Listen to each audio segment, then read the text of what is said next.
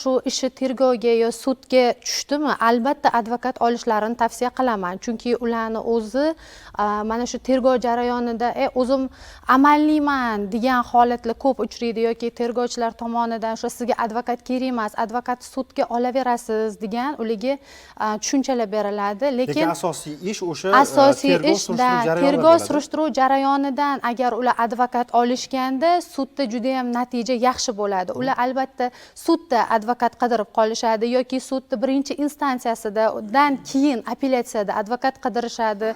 Bu jarayonda ular ko'zlagan natijaga erishish qiyinroq bo'ladi. Shu uchun malakali advokatni o'sha tergov yoki sudga ishi tushishini bilgandanoq olishlarini tavsiya qilgan bo'lardim. Chunki ular shu qonunni to'liq bilmaganligi, dalillarni o'sha yig'ilishi, qanday yig'ilishini to'liq bilmaganligi sabab ular sudda yutqazib qo'yishadi. Bunda tekin deylik yoki bo'lmasam arzonroq huquqiy yordam ko'rsatish ham mumkinmi?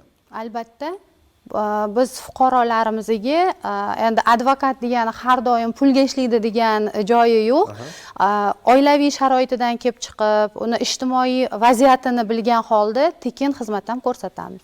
O'zi advokat O'zbekiston Respublikasi Advokatlar palatasiga ham murojaat qilishsa bo'ladi va ekspertimiz aytgandek, advokat orqali tekshirishsa ham bo'ladi.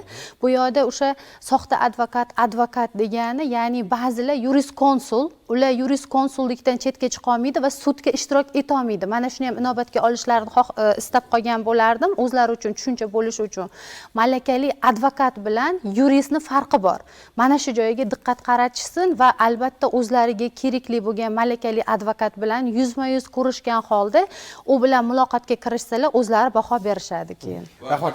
Yuqorida nafaqat jinoyat, umuman oilaviy masaladami, tadbirkorlikmi, har qanday holatda nimadir ish qilishdan oldin albatta mutaxassisga, ya'ni advokat yoki yuristga o'sha maslahat solgan holda ish yuritishlarini men taklif sifatida va umuman tushuncha sifatida aytib o'tmoqchiman. Chunki oddiy fuqaro, yana o'sha yuqoridagi gaplarga to'xtalib o'tgan tarzda aytmoqchimanki, oddiy fuqaro qonunni to'liq bilmaganligi uchun har bitta xatti-harakati o'ziga qarshi ishlashi mumkin. Shu uchun albatta advokatning yordamidan foydalanishlarini taklif sifatida kiritaman. rahmat.